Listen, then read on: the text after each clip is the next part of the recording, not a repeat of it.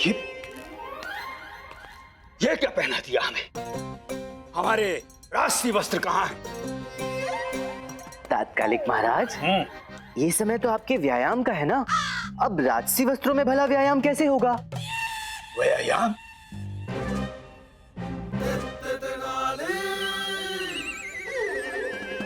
क्या करना है यहाँ? 108 सूर्य नमस्कार करने हैं। अच्छा है? इसकी क्या आवश्यकता है? हमारे महाराज श्री कृष्णदेव राय तो ऐसा ही करते हैं। अच्छा, तो ठीक है।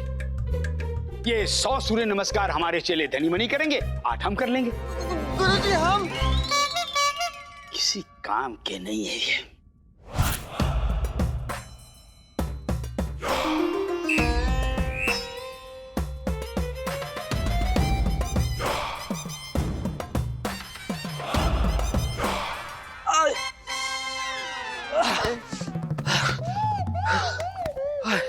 गुरुजी बेहोश हो गए, गुरुजी बेहोश हो गए।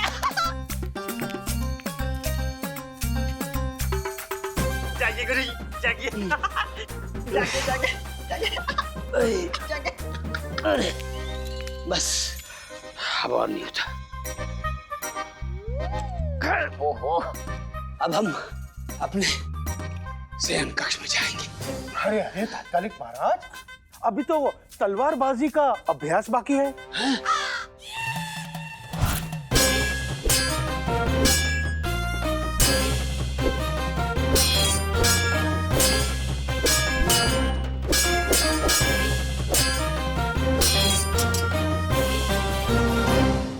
बस पंडित रामकृष्ण, बस करो।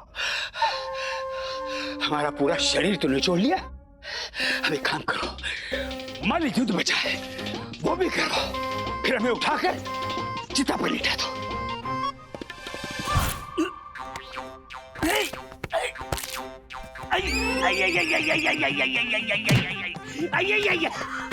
मार डाला मूर्खो। कमर सीधी कर रहे हो या तोड़ रहे हो? मर गया, मर गया।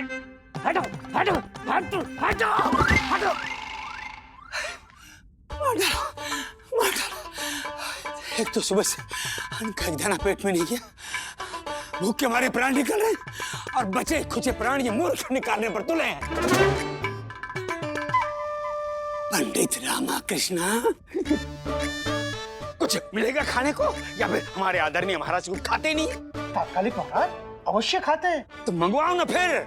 कौन सा मुहूर्त निकलवाना है उसके लिए? आप विराजिए, हम अभी मंगाते हैं। आइए आइए।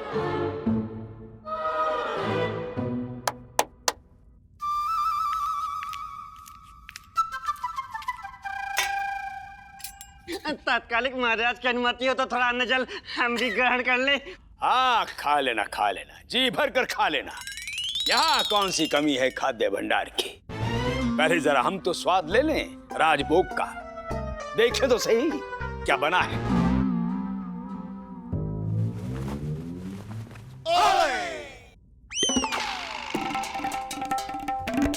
ये क्या है? ये हाँ, प्रसाद। राजभोग से पहले प्रसाद प्रथा है। नहीं नहीं तात्कालिक महाराज, ये प्रसाद नहीं है। फिर क्या है? ये आपका आज का जलपान है। जलपान? ये 2 बादाम और 1 प्याला जल। 1 प्याला जल नहीं, तुलसी जल। वो क्या है कि आज शुक्रवार है और हर शुक्रवार को हमारे असली और आदरणीय महाराज श्री कृष्णदेव राय अपनी प्रजा की सुख शांति और उन्नति के लिए उपवास रखते हैं और केवल यही खाते हैं। अब उपवास की ऐसी पवित्र परंपरा का निर्वाह तो आपको भी करना ही होगा तात्कालिक महाराज। हम मर जाएंगे जी? हाँ, परंपरा है सो है, और एक राजा को अपने पद का सम्मान तो करना ही चाहिए। यही खा लेंगे। तात्कालिक महाराज की जय। क्या है, चिल्लाए क्यों? अरे आपने इतनी अच्छी बात कही तात्कालिक महाराज, जय जयकार तो बनता है ना।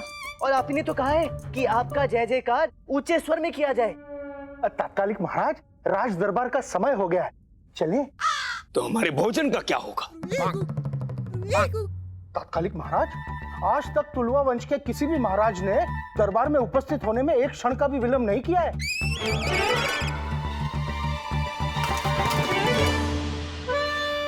गुरुजी, महामंत्री जी बिल्कुल ठीक कह रहे हैं। आप दरबार में प्रस्थान कीजिए, विलंब न कीजिए। ये बादाम तो मैं ही खा लेता हूँ। दूसरा बादाम मैं खा लेता हूँ।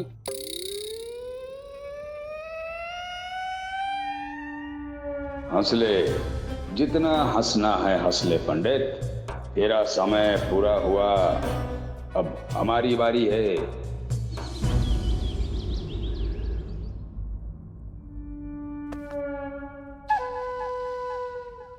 हाँ, इससे पहले कि दरबार की आज की कार्यवाही प्रारंभ हो, हमें एक अत्यंत आवश्यक घोषणा करनी है। हमारा कहने का तात्पर्य है, एक अत्यंत आवश्यक घोषणा करनी है। अब क्या है कि आप सब तो जानते हैं, हम ठहरे सीधे सादे पूजा पाठी पंडित। हमारा राजपाट से क्या सरोकार। अब क्या करें? महाराज का आदेश जो ठहरा, इसलिए संभालना पड़ रहा है कुछ समय के लिए ये दायित्व। क्षमा करें तात्कालिक महाराज, ये सब हम जानते हैं। अब चूंकि हमें संभालना पड़ रहा है महाराज का स्थान, तो हमारा स्थान हो गया है रिक्त। अब कहते हैं कि जिस राज्य के दरबार के राजगुरु, राज पंडित, राज पुरोहित का स्थान रिक्त हो, वहां कभी मंगल अपना स्थान नहीं बनाता। और हम इस राज्य के तात्काल, इस राज्य के महाराज ऐसा नहीं होने देंगे। हमने ये निर्णय लिया है कि अब आज के पश्चात हमारे उस स्थान पर हमारे चुने हुए महापंडित विराजमान होंगे।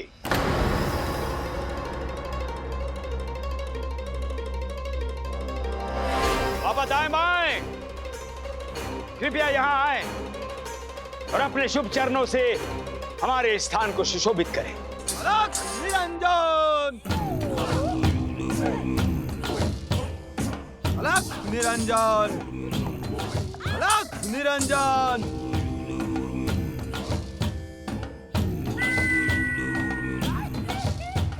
क्षमा करें तात्कालिक महाराज, क्या हम सब इस राज दरबार के होने वाले कुल गुरु का परिचय जान सकते हैं? ये है बाबा दाएं बाएं, बहुत बड़े महापंडित, बहुत बड़े त्रिकाल दृष्टा, बहुत बड़े भविष्य वक्ता हैं हमारे पूजनीय बाबा दाएं बाएं। भूत, वर्तमान, भविष्य सब जानते हैं। यदि ये चाहें तो ग्रहों की चालों की दिशा को भ्रमित कर समय के दाएं बाएं जो भी चल रहा होता है, उस पर इनकी पूरी निगरानी रहती है। इसीलिए इन्हें बाबा दाएं बाएं के नाम से अलंकृत किया गया है। क्षमा करें आचार्य, ये पद आपका है और आप अपना पद इस तरह से। हमने जो कह दिया सो कह दिया महामंत्री जी। आज के बाद यही होंगे विजयनगर के राजगुरु, और कोई भी निर्णय, कोई भी घोषणा इनकी सलाह के बिना नहीं ली जाएगी। ये हमारा, आपके महाराज का आदेश है। जो भी हमारे आदेश से असहमत है, वो दरबार छोड़कर जा सकता है अभी। बाबा दाएं बाएं, कृपया अपना स्थान ग्रहण कीजिए। अलख निरंजन। मंत्रीवर, ये आपको ऐसे घूर कर क्यों देख रहे हैं? हमें तो लग रहा है ये आपकी तरफ घूर रहा है। हैं? जो दाएं की तरफ है उसे मैं बाएं से देखता हूँ, और जो बाएं की तरफ है उसे मैं दाईं आंख से देखता हूँ। जी बाबा, हाँ हम समझ गए। दरबार की कार्यवाही प्रारंभ की जाए। तात्कालिक महाराज, आज की समस्या एक कुत्ते की है। कुत्ते को क्या समस्या है? कुत्ते की समस्या नहीं है तात्कालिक महाराज, कुत्ते को लेकर समस्या है। क्या है ये है क्या? हम इस राज्य के महाराज, तात्कालिक महाराज, अब कुत्ते की समस्या सुलझाएंगे। क्षमा करें तात्कालिक महाराज, परंतु हमारे महाराज श्री कृष्णदेव राय तो दरबार में आई हुई प्रत्येक समस्या का मन से निदान करते हैं। परंतु यदि अगर आप नहीं चाहते तो ठीक है, बुलाइए बुलाइए बुलाइए, कुत्ते को बुलाइए। कुत्ते की तो मृत्यु हो चुकी है तात्कालिक महाराज। हैं? मृत्यु हो गई है तो समस्या कैसी फिर? तात्कालिक महाराज, मृत्यु हो गई इसलिए तो समस्या खड़ी हुई है। कुत्ते का मालिक ही यहाँ गुहार लेकर आया है। तो बुलाइए बुलाइए, मालिक को हमारे समक्ष बुलाइए।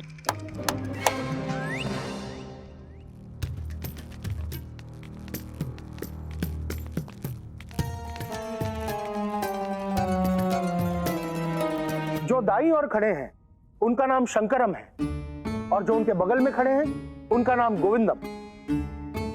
गोविंदम का कहना है कि उनका कुत्ता शंकरम के खेत में घुसा और उनके खेत को तहस नहस करने लगा। इसने क्या नाम बताया था? शंकरम महाराज, शंकरम। हाँ, जो भी है, इसने इसके कुत्ते को मार दिया, यही ना? महाराज, मैंने कुत्ते को नहीं मारा है। कुत्ता खेत में कुकुरमुत्ते के पौधे खाकर अपने आप मर गया है। तो क्या करें हम? कुत्ते को मारने के अपराध में कुकुरमुत्ते के पौधों को फांसी पर चढ़ा दें? कुत्ता अपने आप मरा है तो गुहार यहाँ क्यों करने आए हो भाई? महाराज, गुहार लगाने ये नहीं मैं आया हूं। मेरा कुत्ता स्वयं नहीं मरा महाराज, इस शंकरम ने उसके प्राण हरे हैं। हत्यारे कुकुरमुत्ते के पौधे नहीं है महाराज, उसको खेत में उगाने वाला ये शंकरम है।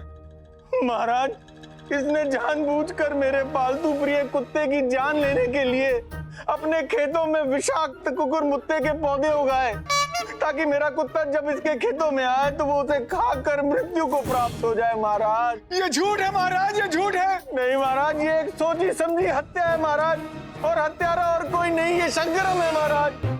मेरी आपसे प्रार्थना है महाराज, इसको कठोर से कठोर दंड दीजिए, क्योंकि इसने मेरे प्रिय कुत्ते की हत्या की है महाराज। नहीं महाराज, ये झूठ है। मैंने अपने खेतों में वो कुकुरमुत्ते के विषाक्त पौधे नहीं उगाए, वो विषाक्त पौधे अपने आप उगाए हैं महाराज। मैं निर्दोष हूँ। महाराज, ये झूठ बोल रहा है, यही हत्यारा है मेरे कुत्ते का। बस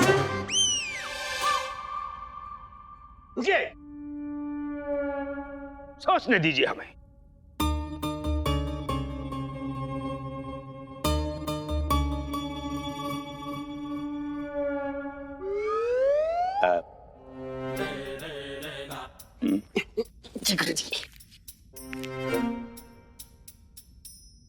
तुम दोनों को क्या लगता है इस परिस्थिति में न्याय क्या होना चाहिए? गुरुजी, मेरा तो दिमाग कहता है ऐसा जैसे को तैसा।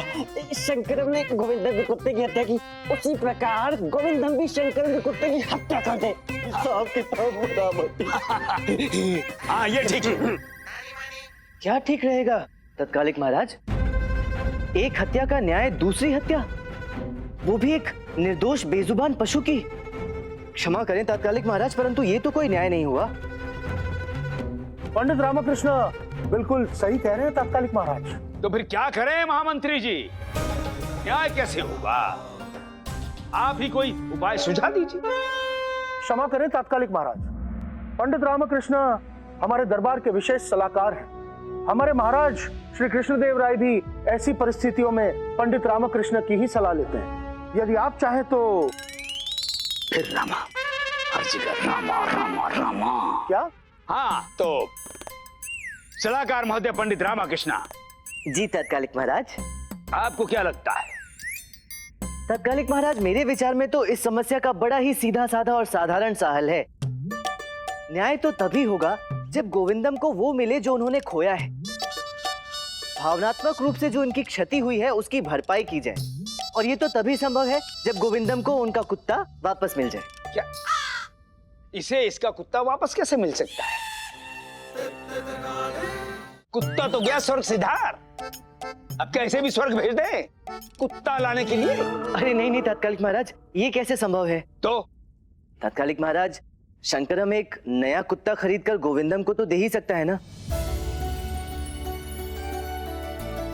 मानता हूं संभवतः वो नया कुत्ता इनके पहले प्रिय कुत्ते की कमी कभी पूरी ना कर पाए, परंतु इनके घाव पर भावना का मरहम तो लगा ही सकता है, इन्हें इनके दुख से बाहर निकलने के प्रयास में सहायता कर सके। वैसे भी तात्कालिक महाराज, घाव को तेजाब से तो नहीं धोया जाता ना, उसे ठीक करने के लिए उस पर मरहम ही लगाया जाता है। तो मेरे विचार से हमें यही करना चाहिए।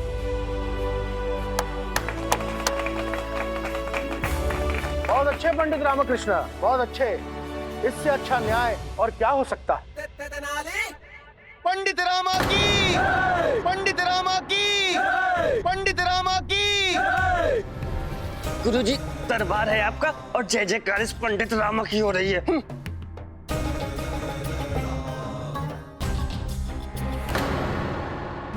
अलख निरंजन। अनर्थ, घोर अनर्थ।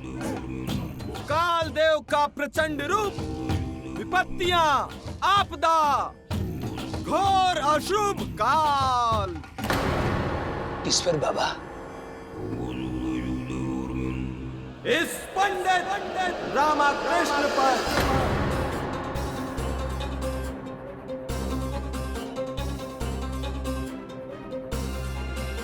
ये आप क्या कह रहे हैं? ये हम नहीं, इस पंडित का काल योग कह रहा है।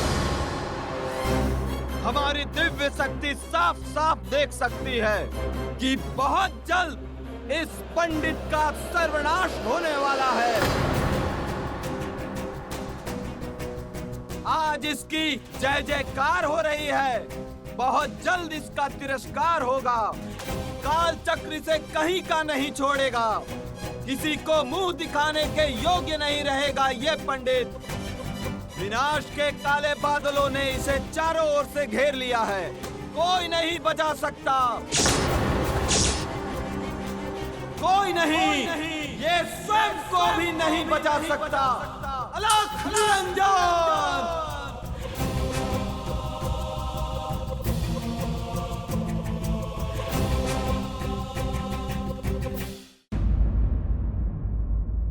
बाबा बाबा बाबा, और धैर्य नहीं रखा जा रहा है हमसे। शीघ्र बताइए, अभी जो दरबार में आपने पंडित रामकृष्ण के विषय में भविष्यवाणी की थी, क्या वो केवल हमारा पक्ष लेने के लिए थी या सत्य थी? बोलिए। अनर्थ कभी किसी का पक्ष नहीं लेता आचार्य। उसे आना होता है तो सारी मर्यादाएं तोड़कर आ जाता है।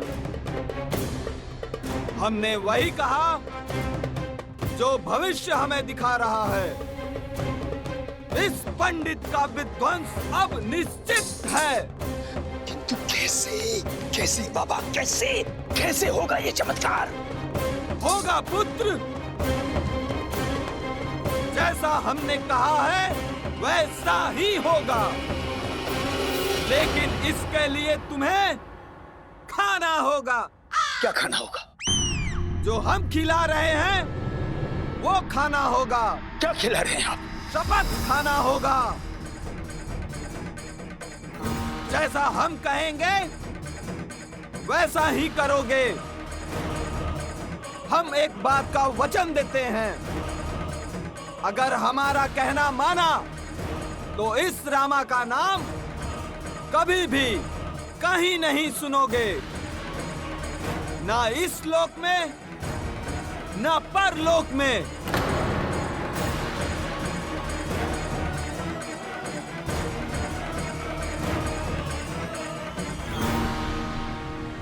ठीक है बाबा, आप जैसा कहेंगे हम वैसा करेंगे। हम शपथ खाते हैं।